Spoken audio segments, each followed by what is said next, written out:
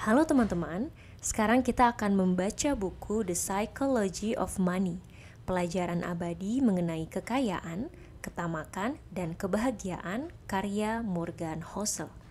Buku ini sudah terjual lebih dari 6 juta kopi dan menjadi international bestseller. Diterjemahkan oleh Zia Ansor dan diterbitkan oleh PT Bentara Aksara Cahaya. Per Desember 2024, buku ini sudah memasuki 29 kali edisi cetak. Buku ini terdiri dari 1 bab pembuka, 20 bab inti, dan 4 bab penutup. Dan terdiri dari 294 halaman. Are you ready? Yuk kita mulai baca bukunya. Bagian pengantar, pertunjukan terbesar di bumi. Untuk orang tua saya yang mengajari saya, Gretchen yang membimbing saya, Miles dan Rhys yang mengilhami saya. Napoleon Bonaparte berkata, jenius adalah orang yang bisa melakukan hal yang biasa ketika semua orang lain di sekelilingnya kehilangan akal. Sherlock Holmes berkata, dunia penuh hal-hal yang jelas tapi tak pernah diperhatikan siapapun. Saya menghabiskan masa kuliah bekerja sebagai valet di hotel bagus di Los Angeles. Seorang tamu langganan di sana merupakan eksekutif teknologi. Dia jenius yang merancang dan mematenkan satu komponen penting router Wi-Fi ketika berumur 20-an. Dia sudah mendirikan dan menjual beberapa perusahaan. Dia sangat sukses. Hubungannya dengan uang akan saya jabarkan sebagai campuran kegelisahan dan kebodohan yang kekanak-kanakan. Dia membawa segepok uang kertas $100 yang tebalnya beberapa sentimeter. Dia menunjukkan uangnya ke siapapun yang mau melihat, juga ke banyak yang tidak mau lihat. Dia unjuk kekayaannya secara terbuka dan seringkali ketika mabuk dan selalu tak ada hubungannya dengan apa yang dibicarakan. Suatu hari, dia memberi uang tunai beberapa ribu dolar kepada salah seorang kolega saya dan berkata, "Pergi ke toko perhiasan sana, belikan beberapa koin emas $1.000. Sejam kemudian, sambil membawa koin-koin emas itu, si eksekutif teknologi dan kawan-kawannya berkumpul di dermaga di Samudra Pasifik. Kemudian mereka melempar koin-koin itu ke laut, berusaha membuatnya memantul-mantul di permukaan air. Tertawa-tawa sambil meributkan siapa yang melempar paling jauh, hanya demi kesenangan. Beberapa hari kemudian, dia memecahkan lampu di restoran hotel. Manajer memberitahu bahwa lampu itu berharga $500 dan dia harus menggantinya. "Kamu mau $500? Tanya si eksekutif dengan cuek sambil mengambil segepok uang dari kantong lalu memberikannya ke si manajer. "Nih, $5.000. Sekarang minggat sana. Jangan pernah hina aku seperti itu lagi." Boleh jadi Anda bertanya-tanya, berapa lama kelakuan seperti itu bertahan? Dan jawabannya tidak lama. Saya mengetahui bertahun-tahun kemudian bahwa dia akhirnya bangkrut. Premis buku ini adalah bahwa mengelola uang dengan baik tidak ada hubungannya dengan kecerdasan Anda, dan lebih banyak berhubungan dengan perilaku Anda. Dan perilaku sukar diajarkan, bahkan kepada orang-orang yang sangat cerdas. Seorang jenius yang kehilangan kendali atas emosinya bisa mengalami bencana keuangan. Sebaliknya juga bisa. Orang biasa tanpa pendidikan finansial bisa kaya jika mereka punya sejumlah keahlian terkait perilaku yang tak berhubungan dengan ukuran kecerdasan formal. Entry Wikipedia kesukaan saya diawali dengan Ronald James Reid merupakan seorang filantropis, investor, petugas kebersihan, dan penjaga pom bensin asal Amerika. Ronald Reid lahir di perdesaan Vermont. Dia orang pertama di keluarganya yang lulus SMA. Dan itu lebih mengesankan karena dia harus minta tumpangan di mobil orang untuk pergi ke sekolah setiap hari. Mereka yang mengenal Ronald Reid tidak banyak menceritakan hal lain. Kehidupannya sangat bersahaja. Reid memperbaiki mobil di pom bensin selama 25 tahun. dan menyapu lantai J.C. Penney selama 17 tahun. Dia membeli rumah 2 kamar seharga $12.000 dan hidup di sana sampai meninggal. Dia ditinggal mati istrinya ketika berumur 50 dan tak pernah menikah lagi. Seorang kawan mengenang bahwa hobi utamanya adalah memotong kayu bakar. Reed meninggal pada 2014 saat berumur 92 tahun.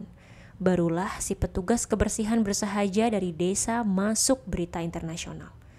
Tahun 2014, 2.813.503 orang Amerika meninggal. Tak sampai 4.000 orang punya harta di atas $8 juta ketika meninggal. Ronald Reed adalah salah satunya. Di surat wasiatnya, sang mantan petugas kebersihan mewariskan $2 juta kepada anak-anak tirinya dan $6 juta lebih kepada rumah sakit dan perpustakaan setempat. Mereka yang mengenal Reed kaget, dari mana dia dapat uang sebanyak itu? Ternyata tak ada rahasianya. Tak ada kemenangan lotre atau warisan besar. Reed menabung berapapun yang bisa dia tabung dan menginvestasikannya di saham blue chip. Dia kemudian menunggu sampai puluhan tahun selagi tabungan kecil berlipat-lipat menjadi $8 juta lebih. Itu saja, dari petugas kebersihan ke filantropis. Beberapa bulan sebelum Ronald Reed meninggal, laki-laki lain yang bernama Richard masuk berita. Richard Fuscon sangat beda dengan Ronald Reed. Fuscon eksekutif Merrill Lynch, lulusan Harvard, bergelar MBA, berkarir begitu sukses di bidang keuangan sehingga bisa pensiun pada umur 40-an untuk menjadi filantropis. Mantan CEO Merrill Lynch, David Komansky, memuji keahlian bisnis, kepemimpinan, pertimbangan bagus, dan integritas pribadi Fuscon. Majalah bisnis Crain's pernah memasukkan dia di satu daftar pebisnis sukses 40 di bawah 40. 40 under 40. Kemudian, seperti si eksekutif teknologi pembuang koin emas, segalanya buyar. Pada pertengahan 2000-an, Fuscon meminjam banyak uang untuk memperluas rumah 1.600 meter persegi di Greenwich, Connecticut dengan 11 kamar mandi, 2 lift, 2 kolam, 7 garasi, dan biaya pemeliharaan bulanannya di atas $90.000. Kemudian krisis keuangan 2008 melanda. Krisis itu menghajar keuangan hampir semua orang. Rupanya Fuscon jadi hancur luluh. Utang besar dan aset tak likuid membuatnya bangkrut. Sekarang saya tak punya pendapatan, katanya ke hakim perkara kebangkrutan pada 2008. Pertama, rumahnya di Palm Beach disita. Pada 2014, giliran rumah mewahnya di Greenwich. 5 bulan sebelum Ronald Reed mewariskan hartanya untuk derma, rumah Richard Fuscon, tempat para tamu mengingat asyiknya makan dan dansa di atas atap transparan kolam renang dalam ruang, dijual dalam lelang barang sitaan dengan nilai 75% taksiran perusahaan asuransi. Ronald Reed sabar, Richard Fuscon tamak. Itu saja yang membuat perbedaan besar. Pendidikan dan pengalaman keduanya tak berpengaruh. Pelajarannya di sini bukanlah supaya kita lebih meniru Ronald dan jangan seperti Richard, walau itu bukan nasihat buruk. Yang menarik, cerita-cerita itu hanya terjadi di bidang keuangan. Di bidang apalagi seseorang tanpa gelar, sarjana, pelatihan, latar belakang, pengalaman formal, dan koneksi bisa mengalahkan seseorang dengan pendidikan, pelatihan, dan koneksi terbaik? Saya kesulitan mencarinya. Mustahil memikirkan cerita orang seperti Ronald Reed melakukan transplantasi jantung lebih baik daripada dokter bedah lulusan Harvard, atau merancang gedung pencakar langit lebih hebat daripada arsitek terhebat.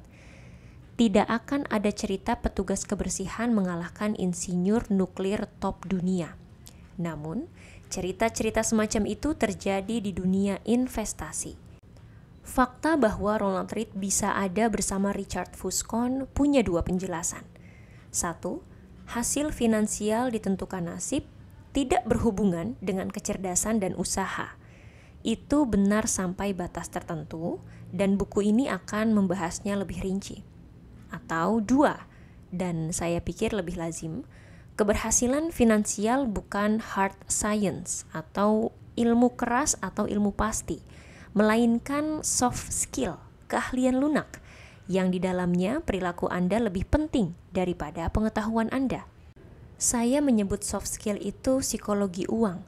Tujuan buku ini adalah menggunakan cerita-cerita pendek untuk meyakinkan Anda bahwa keahlian lunak lebih penting daripada segi teknis uang. Saya akan melakukannya dalam cara yang akan membantu semua orang, dari REIT sampai Fuskon dan semua di antaranya, membuat keputusan finansial lebih baik. Keahlian-keahlian itu sekarang saya sadari sangat kurang dihargai. Keuangan lebih banyak diajarkan sebagai bidang berbasis matematika. Kita memasukkan data ke rumus dan rumus memberitahu kita apa yang harus dilakukan, dan berasumsi kita akan melakukannya. Itu berlaku di keuangan pribadi. Anda diberitahu agar memiliki dana darurat untuk 6 bulan dan menabung 10% dari gaji. Itu berlaku di investasi yang di dalamnya kita tahu korelasi sejarah antara suku bunga dan valuasi. Itu juga berlaku di keuangan perusahaan di mana para CFO bisa mengukur biaya kapital dengan tepat. Bukannya semua itu buruk atau keliru, namun mengetahui apa yang harus dilakukan tidak memberitahu apa yang terjadi dalam kepala Anda ketika Anda mencoba melakukannya. 2 topik berdampak ke semua orang, baik Anda tertarik dengannya atau tidak, yaitu kesehatan dan uang. Industri perawatan kesehatan adalah kemenangan sains modern yang membuat harapan hidup naik di seantero dunia. Temuan-temuan sains telah menggantikan gagasan-gagasan lama para dokter mengenai cara kerja tubuh manusia, dan hampir semua orang jadi lebih sehat karenanya. Industri uang, investasi, keuangan pribadi, perencanaan bisnis, lain ceritanya. Bidang keuangan telah meraup orang-orang paling cerdas dari universitas-universitas top dalam 2 dasawarsa terakhir. Rekayasa keuangan atau financial engineering adalah jurusan paling populer di School of Engineering atau Fakultas Rekayasa di Princeton 1 dasawarsa lalu. Adakah bukti bahwa itu sudah membuat kita menjadi investor yang lebih baik? Saya belum melihatnya. Melalui coba-coba bersama selama bertahun-tahun, kita belajar cara menjadi petani yang lebih hebat, tukang ledeng yang lebih terampil, dan ahli kimia yang lebih canggih. Namun, apa coba-coba sudah mengajari kita menjadi lebih baik dalam keuangan pribadi? Apa lebih kecil kemungkinan kita terjerat utang? Lebih mungkin menabung untuk persiapan masa sulit? Mempersiapkan masa pensiun? Punya pandangan realistis mengenai apa yang dilakukan dan tak dilakukan uang kepada kebahagiaan kita? Saya tak melihat bukti kuatnya. Saya percaya sebagian besar alasannya adalah karena kita berpikir dan diajari mengenai uang dalam cara-cara yang terlalu mirip fisika, yaitu dengan aturan dan hukum, dan tidak cukup seperti psikologi dengan emosi dan nuansa. Itu bagi saya menarik sekaligus penting. Uang ada di mana-mana, memengaruhi kita semua, dan membingungkan sebagian besar kita. Semua orang memikirkannya agak berbeda.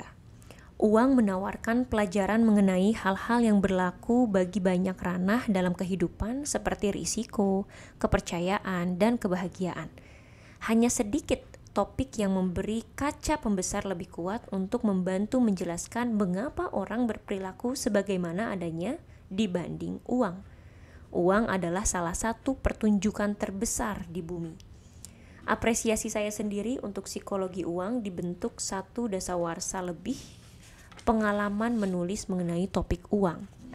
Saya mulai menulis mengenai keuangan pada awal 2008, kala itu krisis keuangan baru mulai, resesi terburuk dalam 80 tahun. Untuk menulis mengenai apa yang terjadi, saya ingin mencari tahu apa yang terjadi. Namun yang pertama saya pelajari sesudah krisis keuangan adalah bahwa tak ada yang dapat menjelaskan secara akurat apa yang terjadi atau mengapa terjadi. Belum lagi apa yang harus dilakukan terhadapnya. Tiap penjelasan bagus diberi bantahan yang sama bagusnya. Para insinyur bisa mencari penyebab ambruknya jembatan karena ada kesepakatan bahwa jika gaya berjumlah tertentu dikenakan ke bidang tertentu, bidang itu bisa patah. Fisika tidak kontroversial. Fisika dibimbing hukum. Keuangan beda. Keuangan diarahkan perilaku orang. Dan perilaku saya bisa masuk akal bagi saya, tapi tampak gila di mata Anda. Makin banyak saya belajar dan menulis mengenai krisis uang, makin saya menyadari bahwa kita dapat memahaminya dengan lebih baik melalui lensa psikologi dan sejarah, bukan keuangan. Untuk memahami mengapa orang terjebak utang, Anda tak perlu belajar suku bunga. Anda perlu belajar sejarah ketamakan, kegelisahan, dan optimisme. Untuk mengerti mengapa investor menjual dalam keadaan terendah di pasar lesu atau bearish, Anda tak perlu belajar matematika harapan hasil masa depan. Anda perlu berpikir mengenai sakitnya memandang keluarga sambil memikirkan apa investasi Anda mengancam masa depan mereka. Saya suka pengamatan Voltaire. Sejarah tak pernah mengulang dirinya sendiri. Manusialah yang selalu mengulang. Pas sekali dengan cara kita berperilaku terkait uang. Pada 2018, saya menulis satu laporan yang menunjukkan 20 cacat, bias, dan sumber perilaku buruk terpenting yang pernah saya lihat memengaruhi orang ketika menangani uang. Judulnya The Psychology of Money, dan 1 juta orang lebih sudah membacanya. Buku ini membahasnya lebih mendalam. Beberapa kalimat dari laporan itu muncul tanpa diubah di buku ini. Anda memegang 20 bab, masing-masing menjabarkan apa yang saya anggap ciri terpenting dan paling kontraintuitif dalam psikologi uang. Tidak panjang buku ini, terima kasih kembali. Sebagian besar pembaca tak menyelesaikan buku yang mereka mulai baca karena kebanyakan topik tak memerlukan 300 halaman penjelasan. Saya lebih suka membuat 20 poin pendek yang Anda hatamkan daripada satu buku panjang yang Anda tak selesai membacanya. Mari kita mulai. Ini adalah akhir dari bagian pengantar. Yuk lanjut mendengarkan bab 1 yang berjudul Tak Seorang Pun Gila.